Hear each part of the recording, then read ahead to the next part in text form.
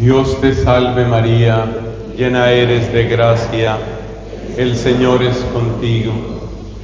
Bendita tú eres entre todas las mujeres, bendito es el fruto de tu vientre, Jesús. Santa María, Madre de Dios, ruega por nosotros pecadores, ahora y en la hora de nuestra muerte. Amén. En el nombre del Padre, y del Hijo, y del Espíritu Santo. Amén. Hermanos, estábamos comentando en nuestra enseñanza anterior sobre el peligro de estar abriendo puertas. Alguien comentaba, porque nosotros hablamos de 4 puertas principales, alguien comentaba, son más, decía. Seguramente ha leído en otro lugar o ha escuchado alguna otra predicación que hablaba de 7 puertas, nosotros mencionábamos 4. Indudablemente son muchas, y no voy de ninguna manera a hacer controversia sobre ese número. Pienso que estas 4 son importantes, seguramente hay otras en donde pueden aparecer distintas formas. Pensemos solamente esto: cada vez que le damos una oportunidad a la adivinación, le damos una oportunidad a la superstición, al horóscopo, al espiritismo, ahí hay peligros. Entonces, no vamos a vivir acomplejados por el miedo, pero sí es importante tener en cuenta por lo menos estas 4 puertas. Vamos a ver si las recordamos. A ver, la primera era la curiosidad, ¿no? La curiosidad, que la gente se pone a jugar con esto. Vamos a hacer esta adivinación, vamos a ver esta tabla de este tema. A veces son lecturas. Por ejemplo, temas de la cábala, temas de los rosacrucistas, temas de adivinación, temas de ocultismo, cuerpo astral, todo ese tipo de temas esotéricos que resultan muy atractivos para algunas personas. Entonces, la curiosidad. En segundo lugar, ¿cuál era la segunda? La decepción, la desesperación. Hay personas que han sufrido mucho y que terminan por concluir que Dios no existe, o que Dios no los ama, o que Dios no se interesa por ellos, o que Dios no es un aliado para las metas que ellos quieren. Y entonces les contaba el testimonio de un muchacho que estuvo muy metido en esa situación y llegó incluso hasta hacer un pacto personal con el demonio por desesperación, por decepción. En tercer lugar, mencionábamos el peligro de la codicia, la persona que quiere tener mucho éxito en el amor, la persona que quiere tener mucho éxito en el dinero, la persona que quiere acentuar su poder o conservar su poder, como ha pasado con varios regímenes políticos en nuestra América Latina. Es parte de la triste historia que ha tenido Venezuela, precisamente por eso, por la brujería, y se ha apelado a la brujería como un modo de afianzarse en el poder. Y el último, decíamos, hay herencias culturales, heridas culturales, que van incluso traspasando fronteras. Les citaba el caso de la Santa Muerte, la llamada Santa Muerte, que de santa no tiene nada esa práctica, la llamada Santa Muerte en México, o el caso de José Gregorio Hernández en Venezuela y en Colombia, y así hay distintos ejemplos. Bueno, vamos a mencionar ahora ¿qué hacemos con esas puertas? Y lo que vamos a encontrar es que Cristo nos dice en el capítulo 10 de San Juan, nos dice: yo soy la puerta. Es decir, que en vez de estar buscando esas otras puertas, como la curiosidad o la codicia, Cristo dice: yo soy la puerta. Y eso significa que nuestra primera respuesta frente a toda invasión del poder de las tinieblas es recordar que Cristo es la puerta. Y por esa frase de Cristo, en los años jubilares nosotros tenemos puertas santas. ¿Te acuerdas que tenemos puertas santas? Y cuando uno pasa por la puerta santa, por ejemplo en la catedral, uno pasa por una puerta santa, uno lo que está recordando es: yo quiero entrar por Cristo, yo quiero pasar por Cristo. En muchas puertas, cuando se trata de lugares que requieren cierta seguridad, en muchas puertas nos hacen una inspección. Por ejemplo, antes de llegar uno a la puerta del vuelo, porque vamos a volar, entonces uno, antes de subirse al avión, antes de llegar a la puerta del avión, a uno le hacen una inspección. Entonces, por eso uno tiene que pasar por lo que llaman seguridad. Y tu equipaje pasa por rayos X y te piden: sáquese todo lo que tenga en los bolsillos, póngalo aquí, vamos a escanear todo lo que usted tenga. Que tengo un corta uñas, no señor, no puede pasar con el corta uñas. Que tengo esta botella de agua, no puede pasar. Nos hacen toda una inspección. En las puertas siempre se hacen inspecciones. Cuando uno entra a un país le hacen una inspección. Bueno, ¿usted qué trae? A ver, en la aduana, una inspección. Cuando uno va a pasar por Cristo, Cristo también nos dice: con esto entras, con esto no entras. Es decir, Cristo hace una purificación del corazón. Cristo saca de nuestra vida lo que tiene que sacar. Y esa es una oración muy poderosa. Y podemos decir que es la mamá de todas las oraciones de liberación personal.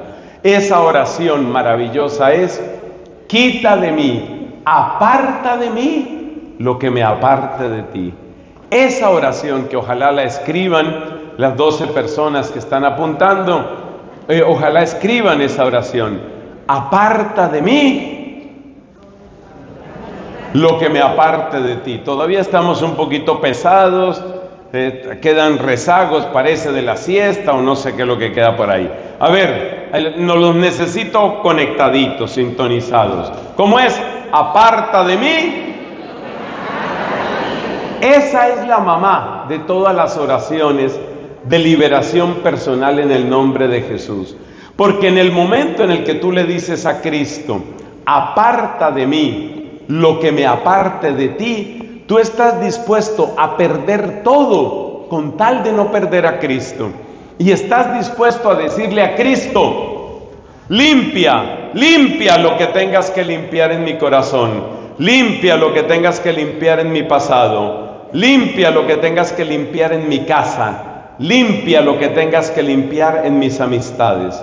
Entonces, lo primero que hay que aprender en esta limpieza, en esta purificación que hace Cristo, es esa oración: aparta de mí lo que me aparte de ti. Eso es maravilloso. Es la oración con la que tú desconectas, liberas a tu corazón de todos los apegos. Que tú estás muy apegado al horóscopo, hay gente que está muy apegada al horóscopo, y entonces no hace un negocio si el horóscopo no le dice. Hay gente que está muy apegada a ciertas supersticiones.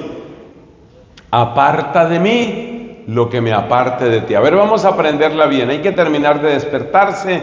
Yo estoy seguro que en esa penumbra suavecita que ustedes tienen allá, está uno bien sentado en esa penumbra. Entonces veo que hay varias personas que me están diciendo que sí a todo. ¿Cómo es la oración? Aparta de mí.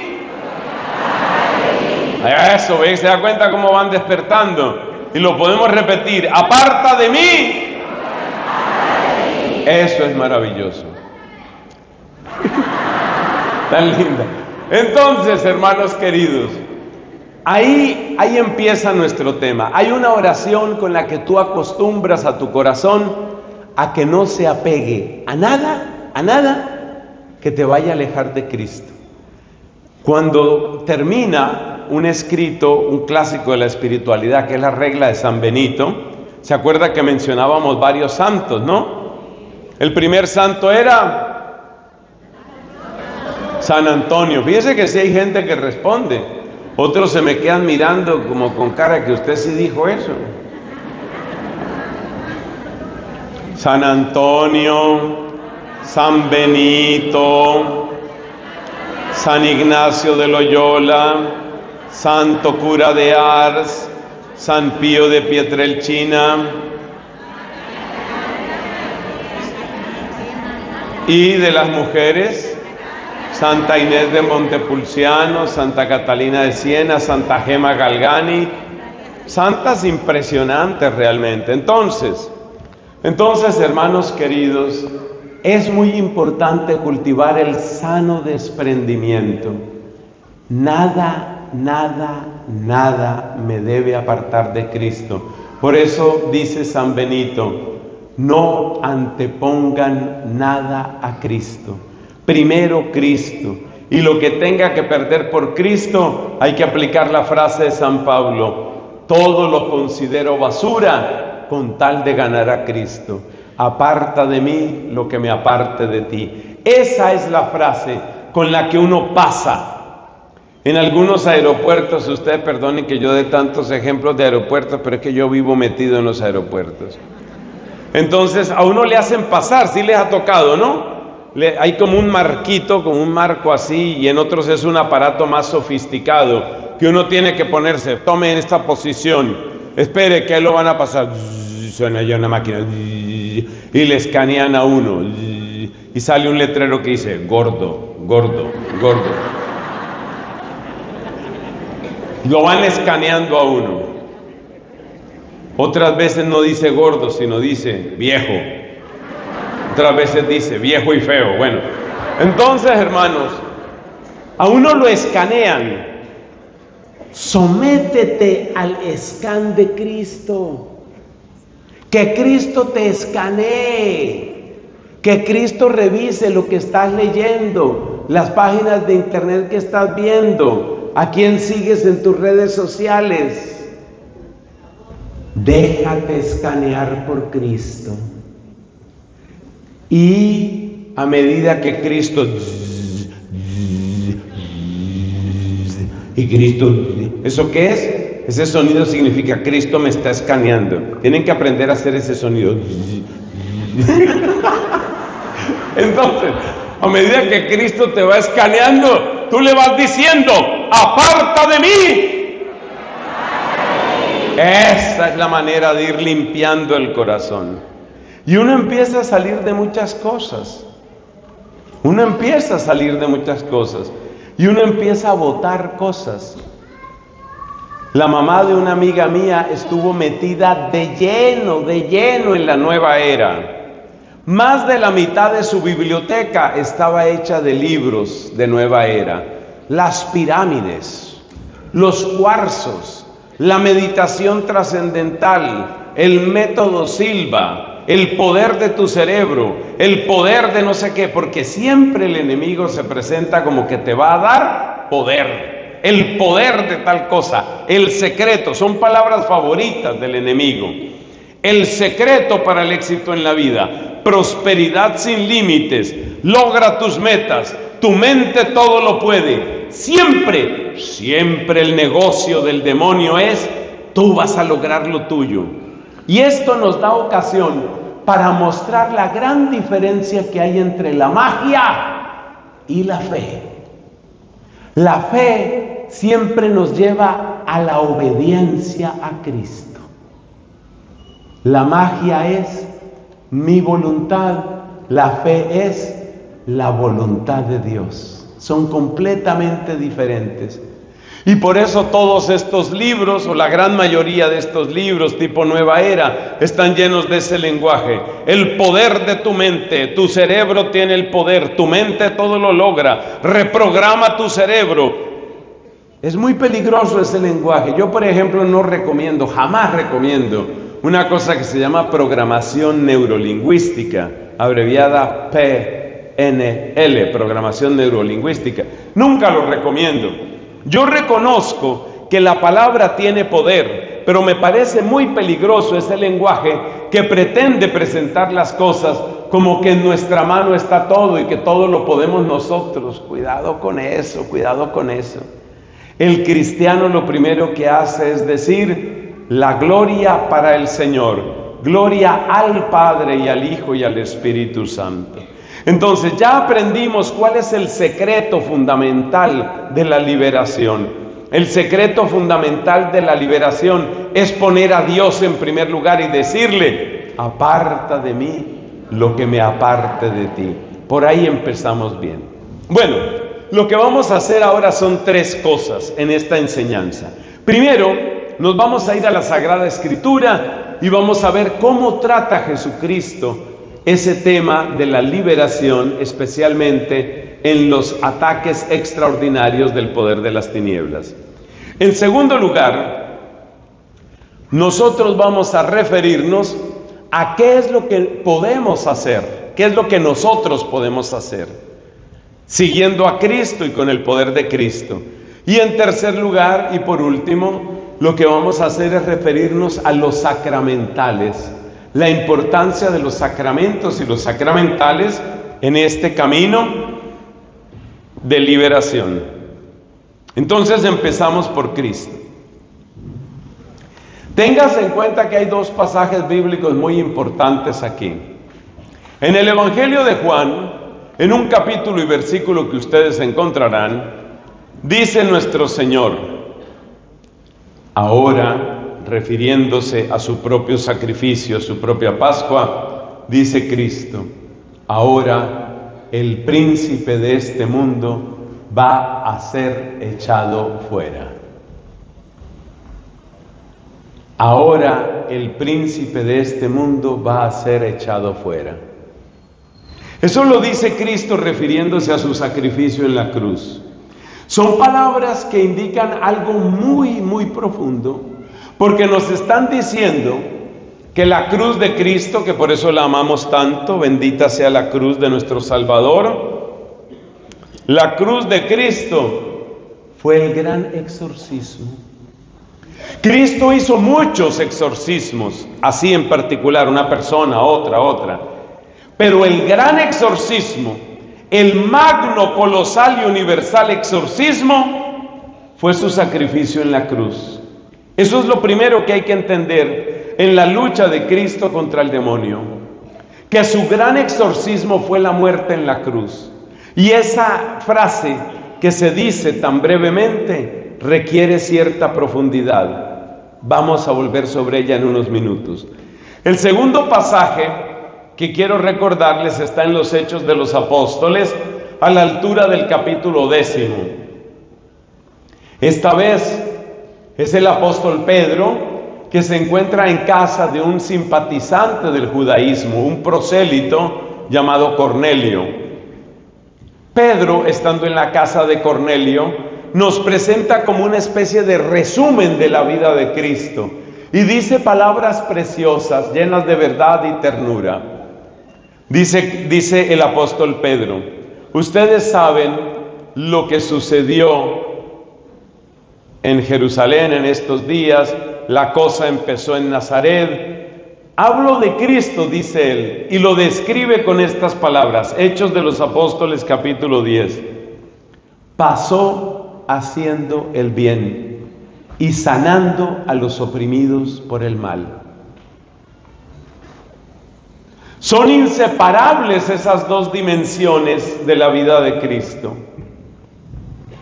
que pasó haciendo el bien y que estaba sanando a los oprimidos por el mal, los oprimidos por el demonio. Pasó haciendo el bien. Qué hermoso eso. Y pasó sanando a los oprimidos por el mal o por el maligno.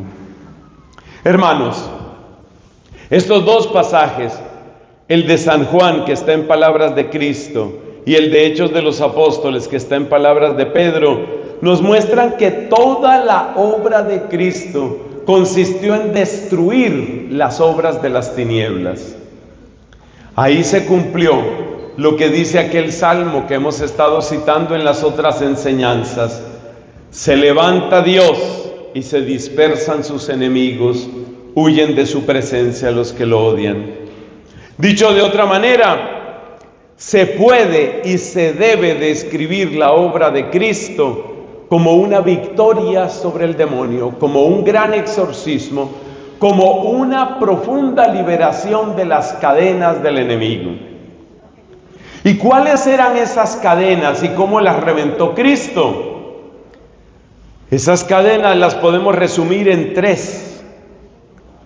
La primera cadena del demonio, primera cadena que reventó Cristo, es la cadena de la mentira. Por eso la Biblia lo llama mentiroso desde el principio. Él es el mentiroso desde el principio. ¿Y en qué consiste la cadena de la mentira? Consiste en desfigurar la figura de Dios, desfigurar el rostro de Dios en nuestra vida, desfigurar el rostro y el nombre de Dios para que nos separemos de Él. Observemos cómo ya desde Génesis capítulo 3, el demonio calumnia a Dios. El demonio trata de desfigurar el rostro de Dios, presentándolo como un ser mezquino, egoísta, envidioso. Recordemos brevemente ese diálogo entre el demonio y Eva. Le dice el demonio a Eva: ¿es verdad que Dios les prohibió comer de todos los árboles del jardín? Observa cómo es una pregunta perversa. Es una pregunta perversa porque con esa pregunta está presentando a Dios como una especie de torturador que les ha presentado ante los ojos de Adán y Eva, les ha presentado un jardín de delicias que no pueden tocar. Es una calumnia. La mujer cometió un error en ese caso, ese error del que tanto nos advirtió el Papa Francisco. Se puso a discutir con el demonio. Ya hemos dicho, no lo hagas, porque la inteligencia, la astucia del demonio está a muchos niveles por encima de ti. Ella se pone a discutir. ¿Qué dice? No, nosotros sí podemos comer. Hay un árbol del que no debemos comer porque moriríamos. Y dice Satanás: mentira.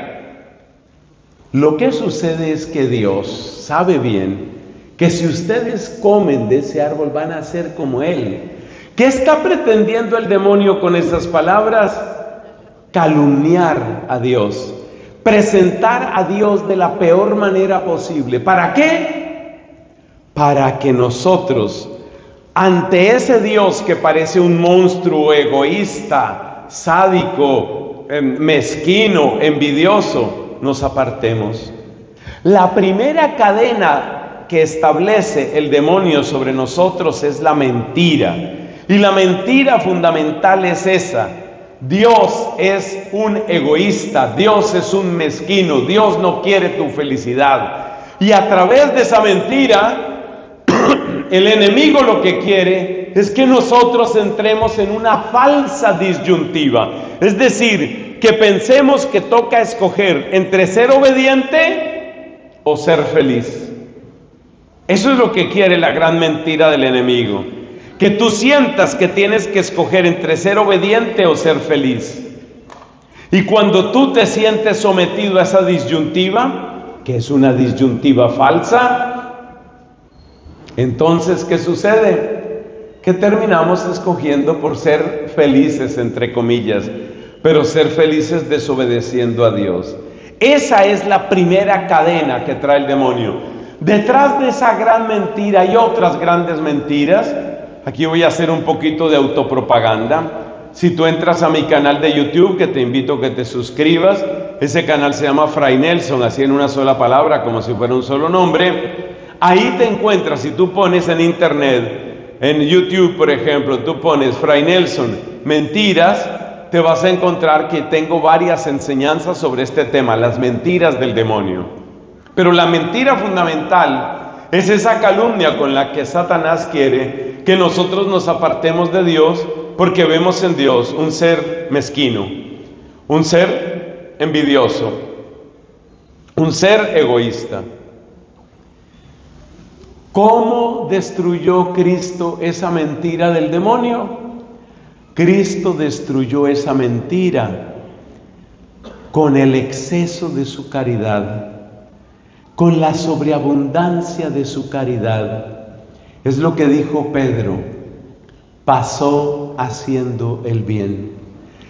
Después de ver a Cristo predicando, sanando, cuidando, compadeciéndose. Ya no podemos decir que tenemos un Dios egoísta, ni mucho menos. Ya no podemos decir que Dios es lejano, ni mucho menos. Ya no podemos decir que Dios es mezquino o envidioso. Una vez que hemos visto cómo obra Cristo y que Cristo es el enviado del Padre, una vez que entendemos eso, nos damos cuenta que la gran mentira muere, la gran mentira cae. Así destruye Cristo la gran mentira, con la fuerza de su misericordia, con la fuerza de su compasión, con la constancia de su dedicación y cuidado hacia nosotros. Ahí se destruye esa primera cadena. La primera cadena se llama mentira. ¿Y cómo destruye Cristo esa mentira? Pues la mentira es que tú no le importas a Dios. La mentira es que Dios está demasiado ocupado para ti.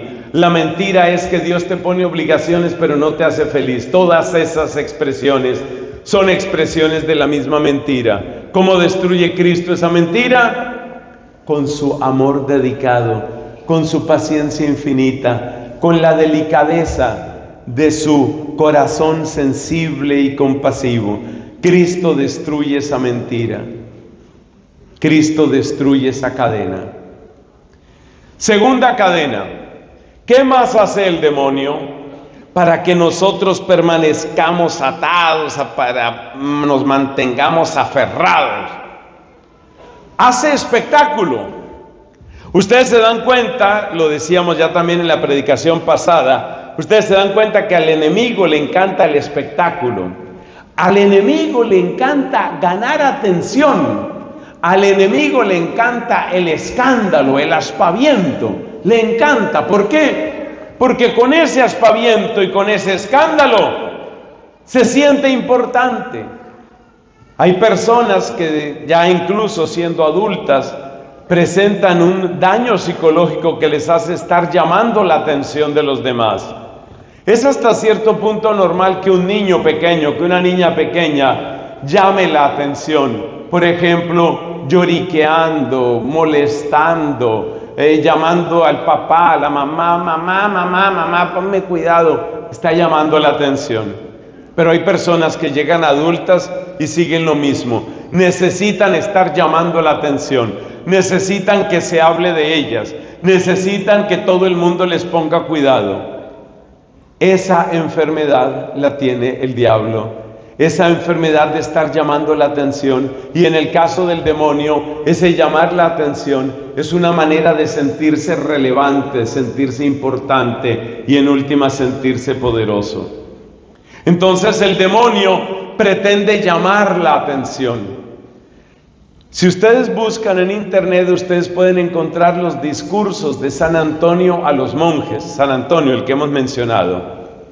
San Antonio Abad. San Antonio Abad. Y una de las cosas que dice San Antonio a los monjes es: el demonio es como perro que ladra pero no muerde. O sea, sí muerde si te metes en el pedacito de cadena, pero de resto es puro espectáculo. Le encanta el espectáculo y le encanta hacer el show y le encanta que lo miren, porque eso le hace sentir importante y le hace creer que es poderoso. Hermanos, no caigamos en esa trampa. Observemos cómo obra Cristo en los evangelios. El demonio quería hacer espectáculo con Cristo. ¿Y qué le dice Cristo? Cállate, cállate y sal de ahí. No le permite hacer espectáculo. Estamos hablando de las cadenas. Por favor, no perdamos concentración. Las tres cadenas principales que utiliza el enemigo y que son rotas por Cristo. La primera cadena es la mentira, la segunda cadena es el espectáculo. ¿Y qué hace Cristo frente a la mentira, la gran mentira? Lo que hace Cristo es mostrar con su solicitud perseverante y cariñosa que Dios es generoso, que Dios da amor, que Dios no es lo que ha calumniado el enemigo. Segunda cadena, el espectáculo. ¿Qué hace Cristo frente al espectáculo del demonio? Le ordena con autoridad: te callas, sales de aquí, sal de aquí.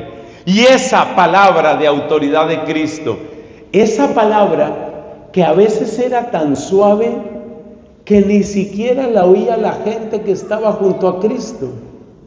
Parece que era casi como un susurro en algunas ocasiones, y te lo voy a demostrar.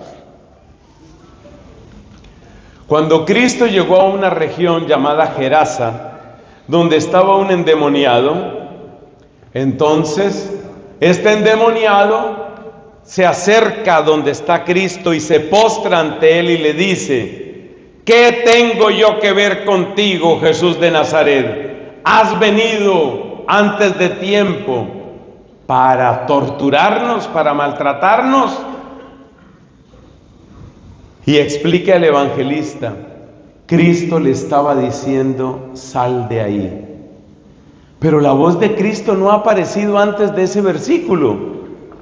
Es decir, que los exorcismos de Cristo son exorcismos discretos, serenos, suaves, llenos de autoridad. En la presentación que hace el cine de los exorcismos, eso parece como todo un homenaje al espectáculo del demonio. Y los sacerdotes que intervienen en esos exorcismos, o mejor dicho, los actores que hacen de sacerdotes en esos exorcismos de Hollywood, también aparecen así, como con un gran espectáculo y muchos gritos. Yo no sé si ustedes han tratado exorcistas de verdad, de carne y hueso. Tal vez sí. Exorcistas como los quiere la Iglesia Católica, es decir, sacerdotes prudentes y de vida muy recta y de gran oración, de gran humildad y de grande fe. Esos sacerdotes, yo he tratado exorcistas, de los que son aprobados por la Iglesia, no improvisados que andan por ahí consiguiendo likes en las redes sociales. Muchos de ellos ni siquiera son católicos. Los verdaderos exorcistas obran como Cristo. Suelen ser personas discretas, serenas, y no hacen espectáculo. Entonces, la segunda cadena con la que el demonio pretende mantenernos oprimidos, estamos hablando de sus manifestaciones extraordinarias, es crear así gran espectáculo, es hacer todo un show. Cristo no le permite hacer el show. Cállate y sal de aquí.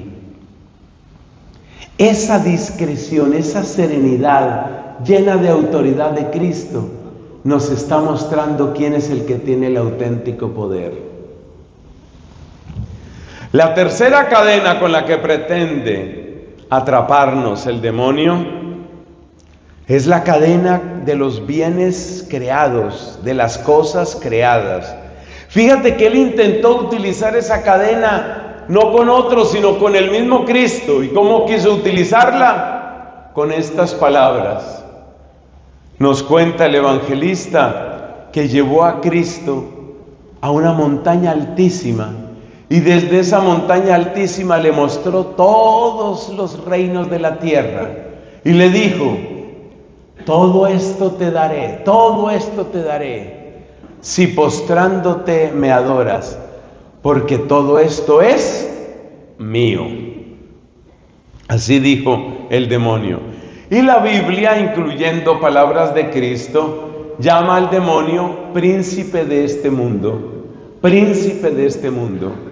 La palabra príncipe, tanto en griego como en latín, lo que indica es el principal, el primero, el que se destaca.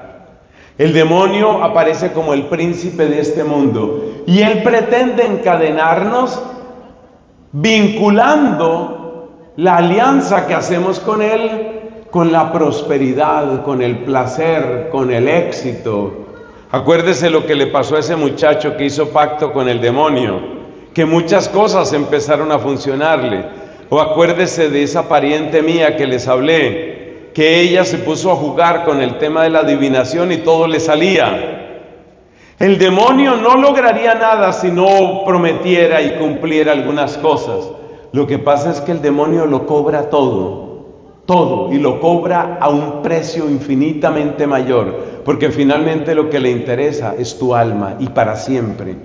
Entonces el demonio ayuda, claro que ayuda, pero te cobra de una manera brutal hasta arrancarte el alma. Y por eso Cristo dice, ¿de qué le sirve al hombre ganar el mundo entero si pierde su alma?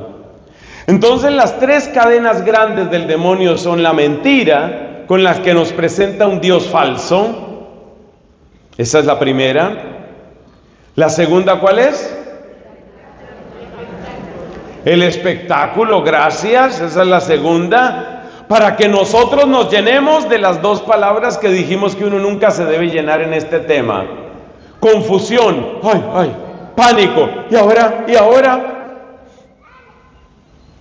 San Antonio, que experimentó cosas impresionantes, ataques terribles del demonio, él les cuenta a sus discípulos monjes, él les cuenta las cosas que vivió.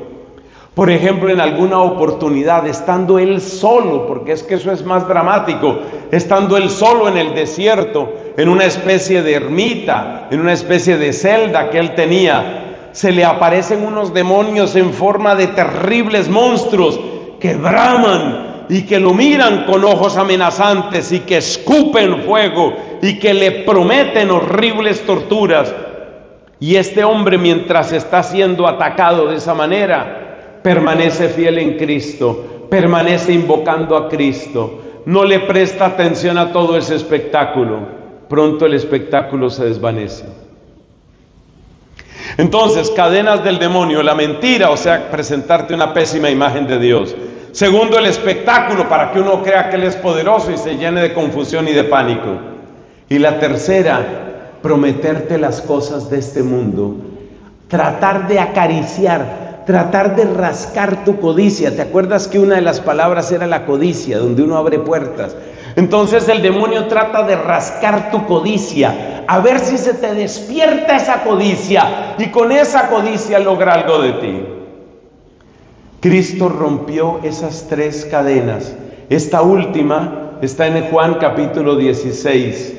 Mira las palabras con las que termina Juan capítulo 16, que son prácticamente las últimas palabras que Cristo dirige a sus apóstoles en ese evangelio.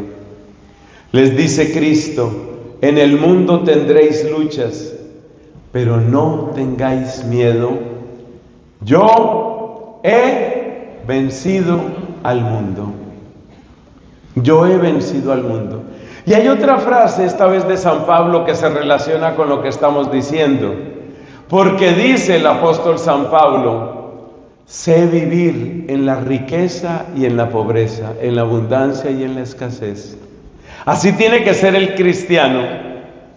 Que la escasez no me vuelva amargo o desesperado.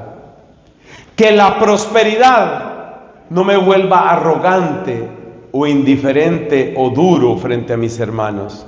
El que sabe tener prosperidad sin volverse arrogante ni egoísta, y el que sabe tener escasez sin volverse amargado ni incrédulo, ese vence la tercera cadena que hemos mencionado.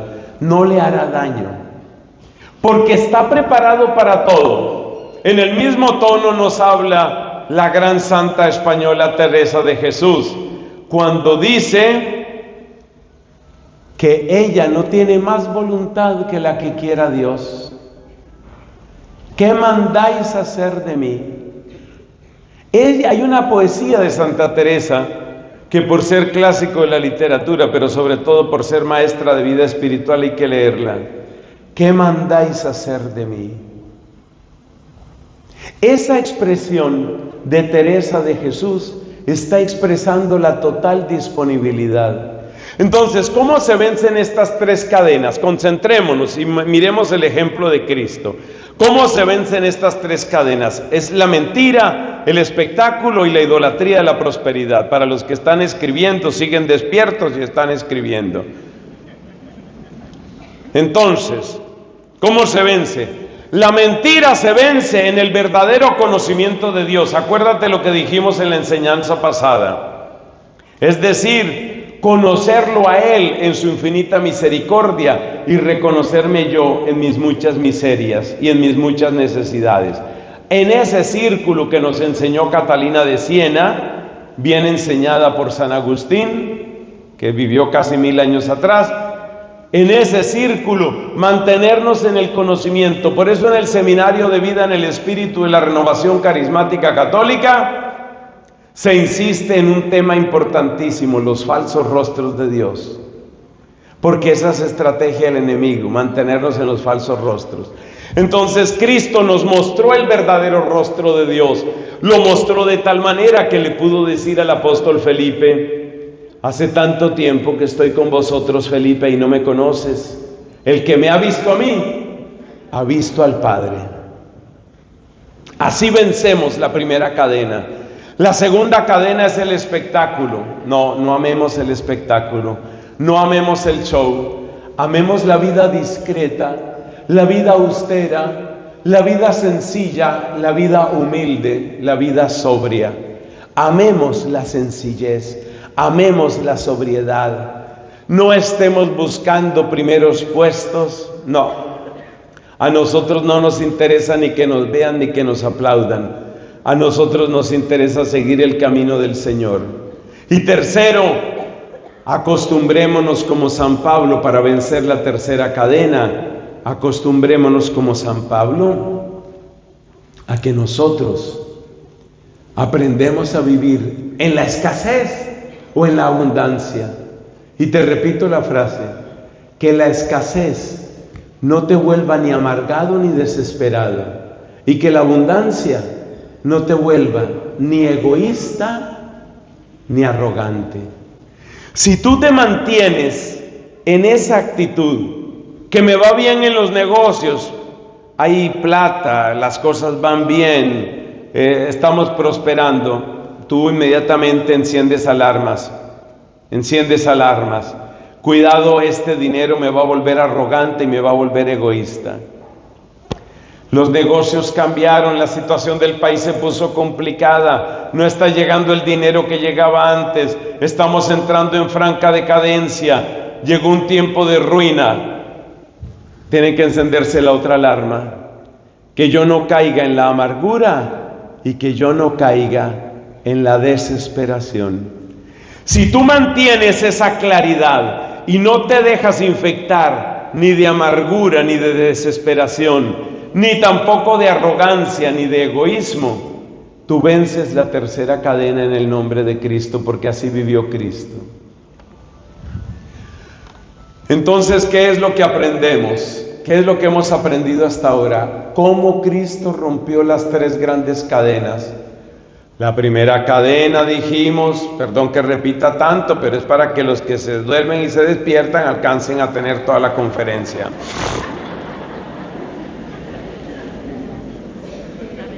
La primera, la mentira. La segunda, el espectáculo.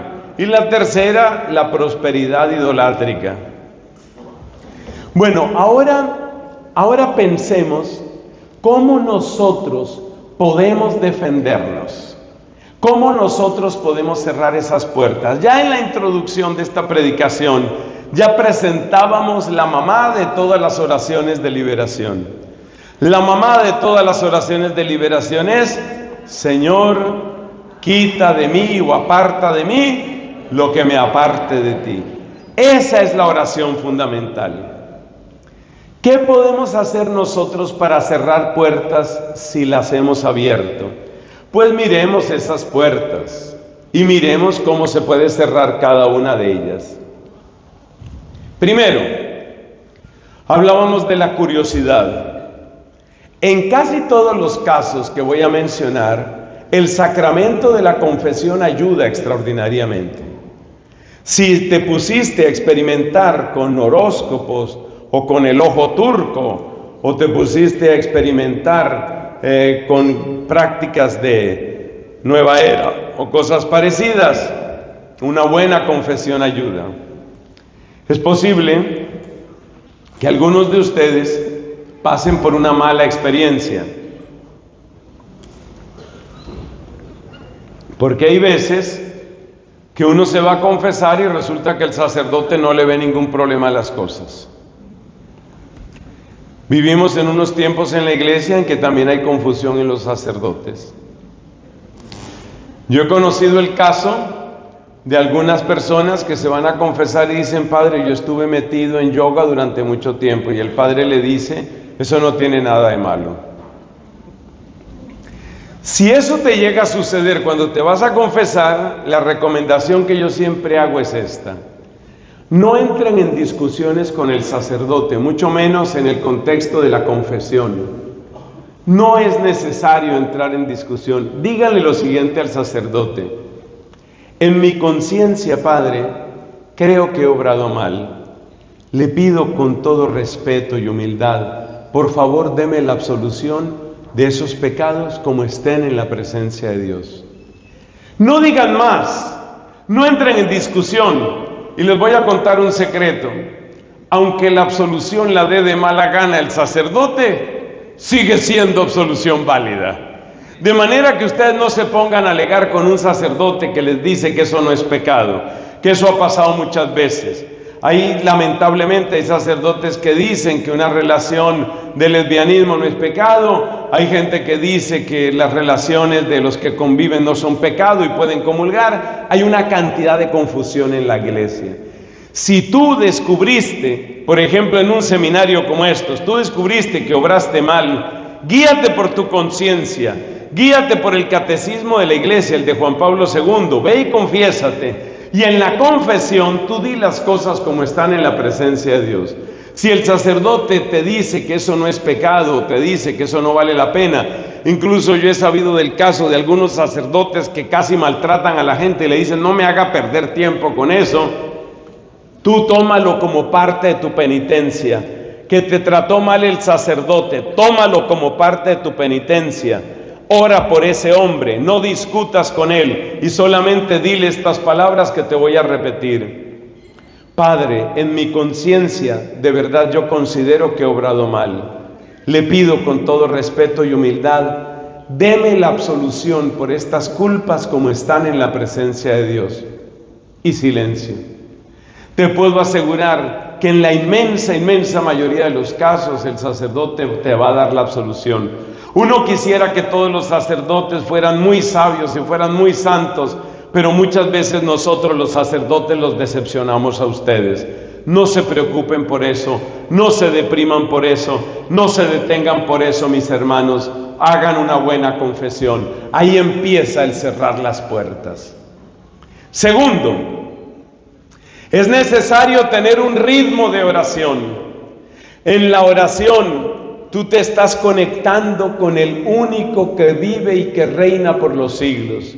En la oración tú estás recibiendo el torrente de su amor que llega sobre ti y que te lava, que te limpia. Así, por ejemplo, San Agustín decía que cuando él oraba con los salmos era como un torrente que lo lavaba y un torrente que luego salía por sus ojos en forma de múltiples, de abundantes lágrimas. Un torrente de lágrimas. Aliméntate de la oración, sobre todo la oración basada en la palabra de Dios. Acuérdate lo que dijo Cristo a los apóstoles: ustedes están limpios por la palabra que yo les he dicho. Aliméntate de la palabra de Dios, particularmente de los salmos y de los evangelios y los salmos.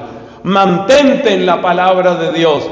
Aliméntate de esa palabra. No se nos olvide, hermanos, que la renovación carismática en sus primeros tiempos tuvo una fuerza singular, y esa fuerza se debe a la oración con el poder del Espíritu y a la palabra de Dios. Palabra de Dios leída, comentada, amada.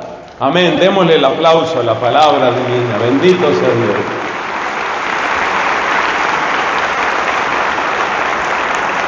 ¿Cómo cierra uno puertas? Primero, una buena confesión. Así el sacerdote no te entienda todo y no te admita todo. Tú sé humilde, no discutas. Si te tratan un poco duro, no maltrates tú al sacerdote. No lo maltrates, ora por él. Simplemente suplícale con sencillez que te dé la absolución. Segundo, hay que tener oración. Hay que tener un ritmo de oración. La oración que más hace bien es la oración que tiene ritmo. ¿Y qué significa ritmo? Significa constancia, perseverancia cotidiana. esa oración de la mañana, esa oración de la tarde, la oración de la noche, la mañana, la tarde, la noche. Lo mismo que sucede con nuestro cuerpo físico, hermanos queridos, lo mismo que sucede. ¿Cuál es la mejor manera de alimentarse? ¿Comerse 3 libras de carne y después 3 días sin comer? Esa no es la mejor idea. Lo mejor es la porción adecuada a la hora adecuada. Porción adecuada a la hora adecuada. En muchísimos países esos son 3 comidas al día. Porción adecuada a la hora adecuada. Lo mismo tiene que ser con la oración. Lleva una vida de oración, sobre todo oración basada en la palabra de Dios. Si me preguntas cuál es la oración basada en la palabra de Dios, que es mi favorita y más recomendada por la iglesia, se llama la liturgia de las horas. Y detrás de la liturgia de las horas, ¿cuál es la oración más bíblica, más rítmica, más aconsejada por la iglesia? El Santo Rosario. Entonces, practica la oración. Ese es el segundo punto. Primero confesión, segundo oración. Tercera recomendación. Formación. Formación. Los desafíos no terminan. Ahora tenemos los desafíos de la inteligencia artificial. Ahora tenemos los desafíos del acceso a Internet, que es un desafío en la medida en que Internet te da de todo lo bueno y de todo lo malo. Tú puedes aprovechar Internet para formarte en la fe. Es impresionante pensar que los santos de la antigüedad nunca tuvieron tanto acceso a los buenos libros como nosotros tenemos hoy. Imagínate que una vez le preguntaron a Santo Tomás de Aquino, le preguntaron, ¿tú qué harías si te nombraran rey o gobernador de la ciudad de París, la ciudad más famosa en la Europa medieval? ¿Tú qué harías si te dieran la ciudad de París para que tú fueras el gobernador, el rey? Incluso había obispos en aquella época que tenían auténtico gobierno territorial, eran señores feudales. Y mira la respuesta de Santo Tomás de Aquino. Gobernar un territorio tan grande demanda mucha atención, preocupaciones y tiempo. Si me quieren regalar algo, regálenme las homilías de San Juan Crisóstomo sobre los evangelios. Y te cuento una cosa, ese regalo por el que suspiraba Santo Tomás de Aquino, tú lo tienes ahí en tu celular. Tú entras a Internet y pones San Juan Crisóstomo, entre comillas, y pones homilías y te sale en varios idiomas. Él predicó primero en griego. Hay traducciones al latín, al inglés, al español. Homilías de San Juan Crisóstomo. O sea que Internet nos da la oportunidad de formarnos a un nivel que ni siquiera tuvo Santo Tomás de Aquino. Pero así como te encuentras las homilías de San Juan Crisóstomo, te encuentras libros de brujería. Así como te encuentras con los himnos preciosos de San Efrén Diácono, que fue llamado arpa del Espíritu Santo. Imagínate el nivel de inspiración de San Efrén de Siria, que fue diácono, no fue sacerdote. Así como te encuentras con todos los himnos de San Efrén Diácono, también te encuentras con manual para hacer bombas caseras y hacer terrorismo doméstico. Así como te encuentras obras de arte espectaculares que te inspiran, como ver, por ejemplo, a mí me fascina el Greco, me gusta muchísimo el Beato Angélico, Fray Juan de Fiesole. Así como te encuentras esas obras maravillosas, encuentras toneladas y toneladas y toneladas de pornografía. Entonces, hermanos, nosotros necesitamos en esa vida de formación, que es la tercera palabra, en la formación necesitamos disciplina y discernimiento y disciplina. ¿Qué es lo que realmente me sirve? Hoy más que nunca, una fe adulta no significa una fe incrédula. Hoy una fe adulta significa una fe que sea capaz ¿de qué? De discernir y de perseverar en el bien. Que sea capaz de aprovechar un recurso como Internet para las buenas cosas, para los buenos videos, para las buenas conferencias, para los buenos podcasts. Utilízalo bien. Entonces necesitas buena confesión, oración, necesitas formación, necesitas perseverancia. Y vamos a mencionar el último punto, los sacramentos. Ya hablé de la confesión y hablemos también de los sacramentales, para terminar esta parte de liberación y hacer una oración también de liberación.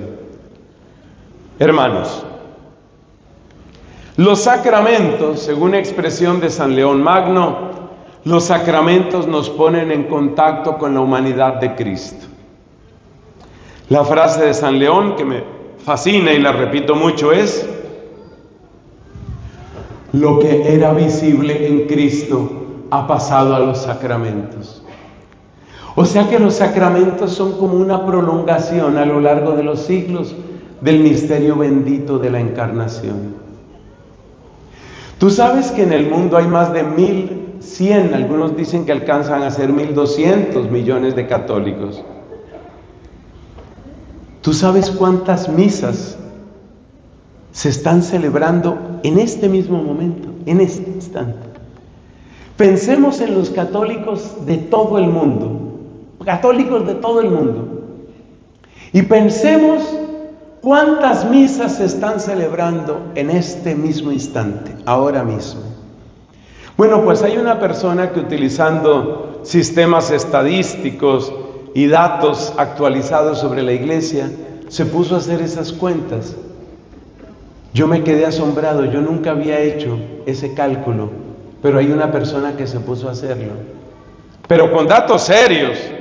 Acuérdate, 1.100 millones de católicos, en dónde se celebra misa, en qué horario se celebra misa. Según lo que presenta esta persona, en este instante, ahora, pero eso vale para cada segundo de cada día de todo el año, en este momento se están celebrando entre 8.000 y 9.000 misas, en este instante. Esa es la grandeza de nuestra fe, entre 8.000 y 9.000 misas. Entonces, unirnos a los sacramentos es tomar conciencia de esa presencia maravillosa de Cristo Eucaristía. Tomar conciencia de los sacramentos es saber que el mismo que tú encuentras en esta parroquia, en este oratorio, en este convento, en este monasterio, en este oratorio, es el mismo Cristo en todas partes. Alégrate, alégrate. En la época de San Francisco de Asís, no había costumbre en todos los lugares de guardar reserva eucarística. Por eso la oración clásica de San Francisco de Asís no es un saludo a la Eucaristía, sino que se cuenta que cuando Francisco iba con sus compañeros de camino, cuando a lo lejos veían la torre de la iglesia, decía San Francisco: te adoramos, oh Cristo, y te bendecimos, que por tu santa cruz redimiste al mundo. Frase que se ha incorporado tradicionalmente al Via Crucis. Y se postraba, él saludaba la cruz, porque en muchas iglesias no había reserva eucarística, era una excepción. De hecho, en muchas iglesias en aquel tiempo solo se celebraba misa una vez a la semana, el día domingo, o a veces una vez al mes. Entonces, hermanos, llevar una vida eucarística es funcionar como funcionan nuestros celulares. ¿Tú sabes por qué los celulares se llaman celulares? Respuesta: los celulares se llaman celulares porque son aparatos de comunicación que funcionan con células. ¿Cuáles células? ¿Qué es una célula en este contexto tecnológico? Las células son los lugares desde los cuales se está transmitiendo una determinada señal. Entonces, ¿cómo funciona un celular? El celular, si yo estoy aquí, por ejemplo, estamos hablando de datos, ¿no? Estamos hablando no de Wi-Fi, sino de datos. El celular se enlaza con una antena. Donde no hay antenas, no hay servicio de datos. Mi celular se enlaza con una antena. La señal de mi celular, los celulares tienen señales bastante potentes que alcanzan cientos de metros y más. Entonces, mi celular se conecta con una antena. pero ya hay otras antenas que alcanzan a percibir la señal de mi celular. Ahora supongamos que yo me empiezo a mover. Se va debilitando la señal en esta célula, o sea, en esta antena que transmite datos, y se va fortaleciendo en otra. En un momento dado se desconecta mi aparato, se desconecta de esta célula y se conecta con esta otra célula. Así funcionan los celulares. Así vamos pasando de una antena a otra. Y por eso las ciudades y los campos donde hay datos siempre tienen que tener antenas de determinada potencia y a determinada distancia. Es un tema tecnológico interesante. Tomemos ese tema como una parábola de lo que es la vida cristiana eucarística. Tu célula, tu antena, es el sagrario. A algunos esto les va a parecer excesivamente tierno, pero a otros nos parece lindísimo. Tu célula, tu antena es el sagrario. Entonces, tú te conectas con tu antena porque tú sabes que Cristo está ahí cerca. Hay una aplicación en internet que se llama Misas. Esa aplicación, que muchos no conocen, te presenta todas las parroquias de todos los lugares. Si yo miro mi celular, yo tengo esa aplicación, me cuenta dónde está la siguiente parroquia y a qué horas hay misas en las parroquias que están cerca de donde yo me estoy conectando. Entonces, haz de cada sagrario tu antena. Entonces tú te conectas con esta antena. Te alejaste, lo mismo que el celular. Conéctate con el otro sagrario. Conéctate con el otro sagrario. Aprende a llevar una vida eucarística. Aprende a llevar una vida en contacto con el pan del cielo, con el Cristo amado, con el que es la vida de tu vida. Mira, ese ejercicio de volver los sagrarios, las antenas de tu vida espiritual, es lindísimo y te ayuda a vivir en la presencia de Dios y te ayuda a permanecer blindado, a permanecer blindada frente a los ataques del enemigo. Haz de cada sagrario tu antena y vive conectado. Yo no tengo ninguna relación, estoy haciendo aquí un disclaimer, yo no tengo ninguna relación con esa aplicación de misas, pero les recomiendo que la bajen, porque sirve mucho para los viajes. Quizás tienes que ir a otra ciudad y no sabes a qué hora son las misas allá. Utiliza, esto funciona en todo el mundo, utiliza esa aplicación. Pero lo más importante es que tu corazón esté siempre en referencia a la Eucaristía, siempre conectado, siempre conectada a la Eucaristía. Esa es la vida del cristiano. Y el que permanece unido a la Eucaristía permanece en victoria. El que come mi carne y bebe mi sangre habita en mí y yo en él. Y yo lo resucitaré en el último día. Permanece conectado. Dios le reveló a Santa Catalina de Siena una verdad que es verdad de la fe católica, no es exclusiva de ella. Dios le reveló a Santa Catalina: cuando tú comulgas, se imprime en tu corazón un sello. Ese sello permanece vivo y no se borra. Y decía San Agustín: los demás alimentos, cuando los comemos, los convertimos en nuestra carne, pero con la Eucaristía, cuando la comemos, nos convierte en ella. O sea que si tú comulgas, por ejemplo, muchos tuvimos la alegría de comulgar el día de ayer, a menos que tristemente hayamos cometido un gravísimo pecado mortal, si tú comulgaste ayer, Cristo sigue tan vivo y palpitante en ti como cuando ayer abriste tu boca y recibiste la sacratísima hostia, el cuerpo y sangre de Cristo. ¿Qué quiere decir eso? Quiere decir que tú llevas un Cristo vivo.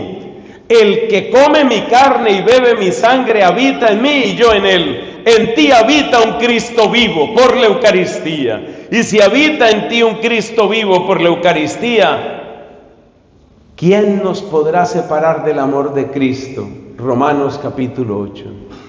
Y si nadie te puede separar del amor de Cristo, y si el amor de Cristo está vivo y palpitante y por lo tanto victorioso y robusto en ti, ¿qué podrá el demonio? Por eso también dice la Santa Doctora de Siena, cuando el cristiano está empezando en la fe, le tiene miedo al demonio. Cuando el cristiano crece en la fe, el demonio le tiene miedo a él.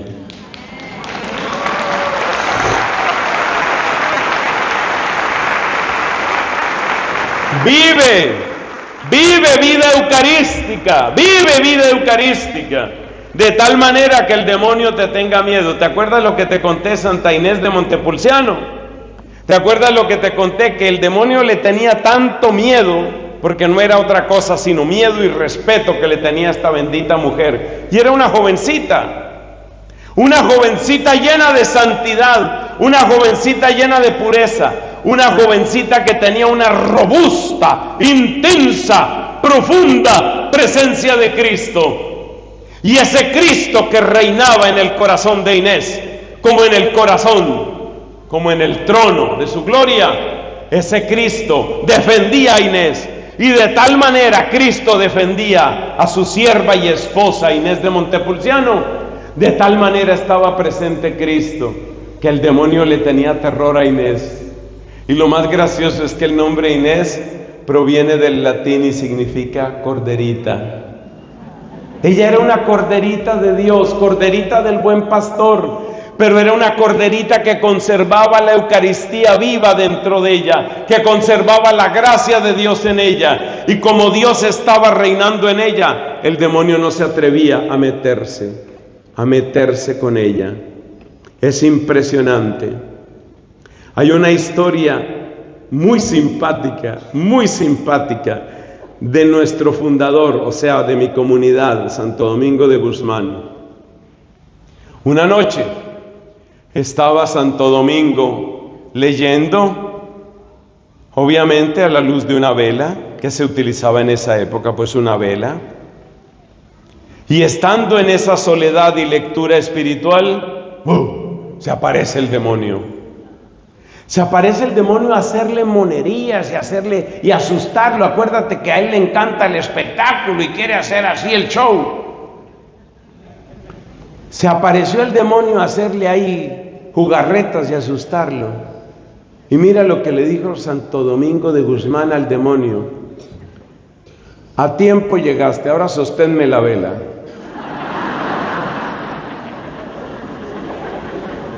Y puso al demonio a que le sostuviera la vela.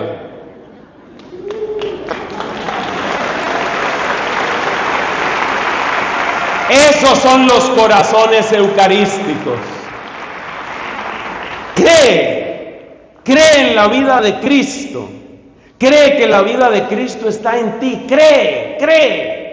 Esa va a ser nuestra predicación de mañana. Acuérdate que estamos debiendo esa predicación sobre la fe en Cristo. Con el favor de Dios, esa es nuestra predicación de mañana. Cree. Y si Cristo está vivo en ti, y si Cristo está sentado en tu corazón como en su trono, el demonio te tiene pavor. Y ahora podemos entender lo que significa la frase del apóstol Santiago. Dice Santiago: resistan al diablo y huirá de ustedes. Y yo durante muchos años me estuve preguntando, ¿cómo es eso de que el demonio va a huir de nosotros si él es más poderoso que nosotros? Hasta que por fin encontré la explicación y se la voy a compartir. Y tiene que ver con todo lo que hemos hablado en esta enseñanza, particularmente la humildad, la fe y la presencia de Cristo. Mira lo que significa resiste al demonio. El demonio viene a atacarte, pero tú no te dejas asustar, así como Domingo no se dejó asustar. No entras en confusión, no entras en pánico, permaneces sereno, permaneces serena y dueña de ti misma. Invocas el nombre del Señor.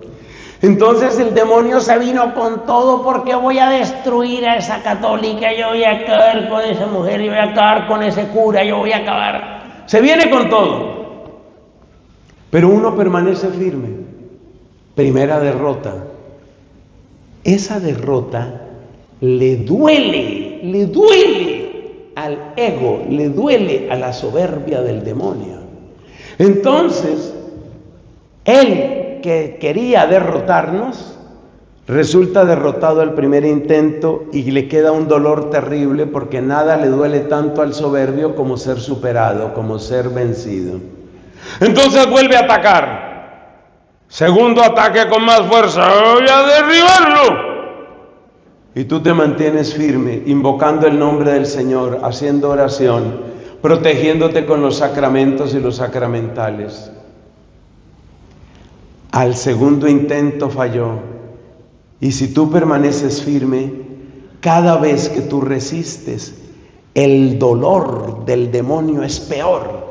Porque ¿cómo es posible que una criatura que es inferior a mí no se deje derrotar por mí? Entonces, ¿por qué el demonio termina apartándose de Santa Inés de Montepulciano? ¿Y por qué el demonio terminará apartándose de ti si permaneces firme?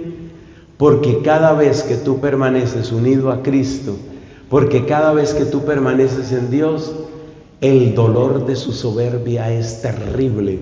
Y ya no aguantando el dolor dice, mejor me voy para otra parte. Y se larga, y se va, y que se vaya lejos. Porque la victoria es de Cristo. Amén. Los sacramentales. Yo los invito a que ustedes utilicen el agua bendita, pero utilícenla bien. ¿Cuál es el uso correcto del agua bendita? Mirarla en referencia al bautismo. ¿Qué es lo que ha hecho el bautismo en nosotros? Mostrar nuestra relación con Dios, número 1.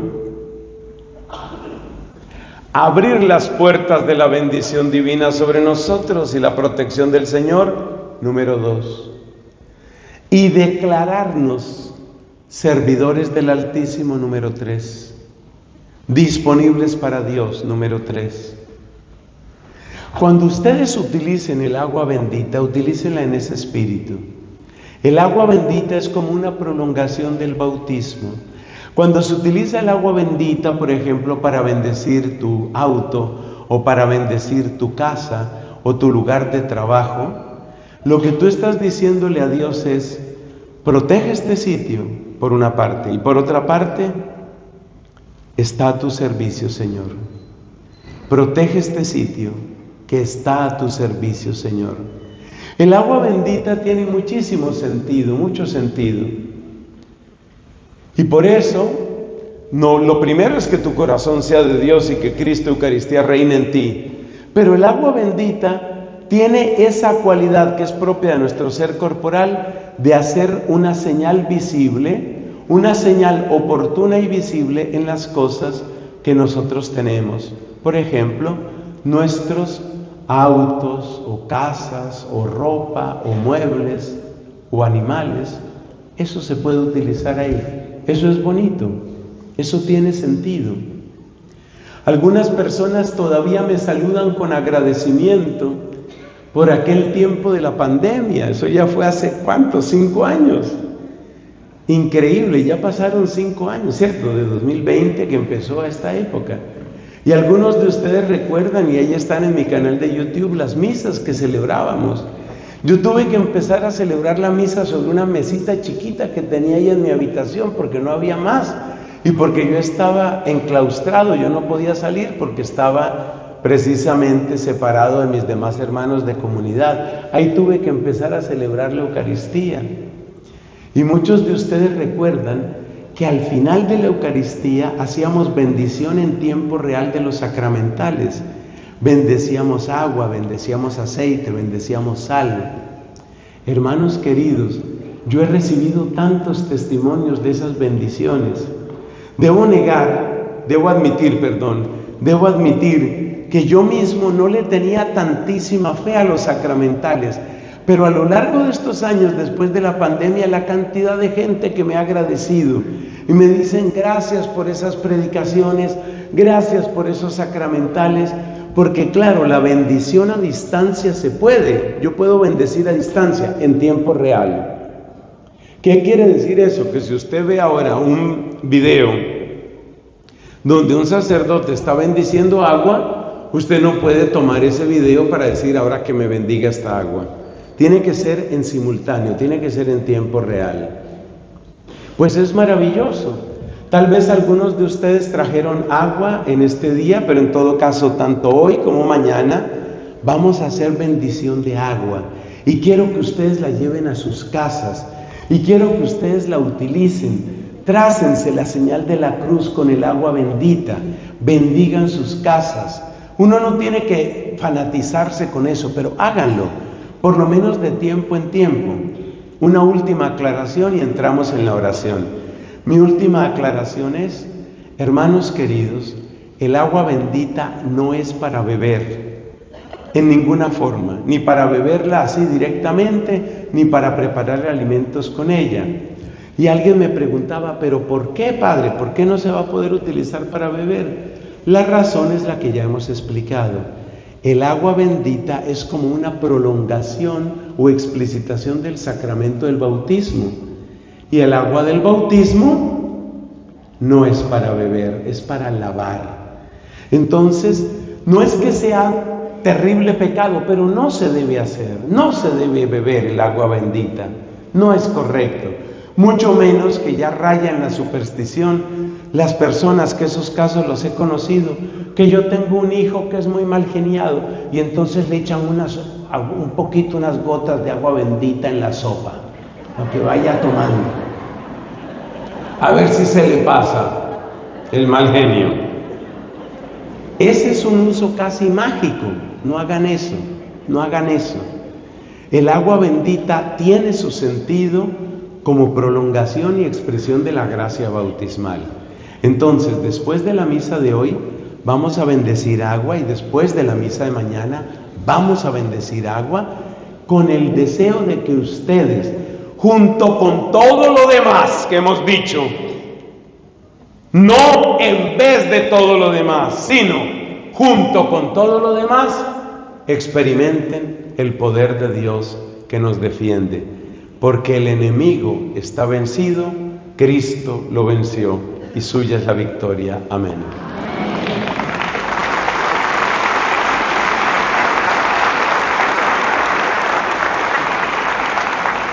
Pónganse de pie, por favor.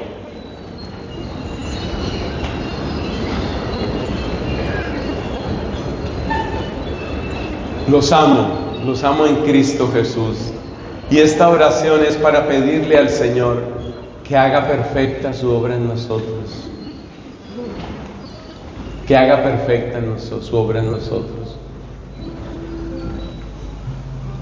Para esta oración les invito a que se asocien con sus santos ángeles custodios. Asóciense al ángel de la guarda. No es fábula, no es mitología, es realidad. Los santos ángeles existen y nuestros ángeles de la guarda nos aman como nadie puede expresarlo. Santos ángeles custodios, nos asociamos a ustedes en este momento de oración y de liberación. Santos ángeles custodios, nos asociamos a ustedes para darle la gloria al Hijo de Dios, para proclamar la santidad de María, para pedir protección y luz para el Papa y para toda la Iglesia, y para que nuestras vidas se vean liberadas de todo daño.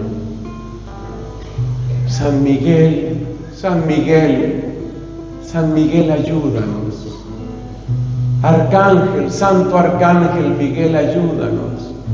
Ayúdanos a limpiar nuestros corazones con la oración, con una buena formación, con la confesión sacramental, con una vida eucarística. San Miguel, ayúdanos. San Miguel, ayúdanos. Que vengan los santos ejércitos del cielo, corte de Nuestra Señora, ejército de María Santísima, vuelen en nuestro socorro. Santos ángeles de Dios, vuelen en nuestro socorro. Ángeles de Dios, que en las alturas del cielo veneráis al Altísimo, y en los caminos de la tierra sois ministros de su providencia para con los hombres. Haced nuestros corazones semejantes a los vuestros, prontos a la alabanza de Dios y al servicio de nuestros hermanos. Jesús, con la unción que tú me diste, un día tú untaste estas manos con el crisma consagrado, y tú me diste ese crisma para que yo fuera sacerdote, y tú me diste ese crisma no para mí, no para provecho mío, sino para tu pueblo, para este pueblo que te ama y que te busca. Jesús, tú me diste crisma en estas manos, qué indignas que son mis manos, pero qué hermoso y potente que es tu crisma. Yo tomo, Señor, la gracia de ese crisma, la gracia que nadie puede derrotar, la gracia del crisma santo, con el que fui ungido sacerdote. Invoco el nombre de Cristo, proclamo la gloria de Cristo y declaro la derrota del enemigo en esta asamblea.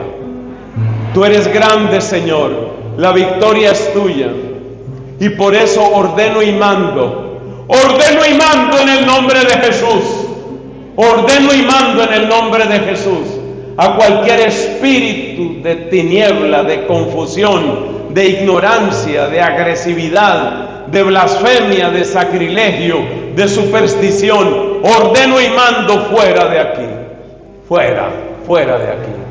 De Cristo somos y de Cristo queremos ser. En ti está nuestra confianza, Jesús de Nazaret. Jesús, Hijo de Dios vivo, ten compasión de nosotros. Jesús, Hijo de Dios vivo, compadécete en particular de mí, que soy un pobre pecador, pero que tengo el encargo de orar por tu pueblo que adquiriste a precio de tu sangre. Toma mi mano, Señor, y bendice esta asamblea. Aparta y aleja de aquí todo lo que nos pueda apartar de ti. Aparta y aleja de aquí todo lo que nos pueda apartar de ti. Aparta y aleja de ti, de aquí, todo lo que nos pueda apartar de ti. Voy a trazar la señal de la salvación. Declaro la victoria de Cristo, proclamo la victoria de Cristo, porque sé que ante el nombre de Jesús toda rodilla se dobla, en el cielo, en la tierra y en el abismo. En el nombre del Padre, y del Hijo, y del Espíritu Santo. ¡Viva Jesucristo! ¡Viva Cristo Rey! La gloria para el Señor. Amén.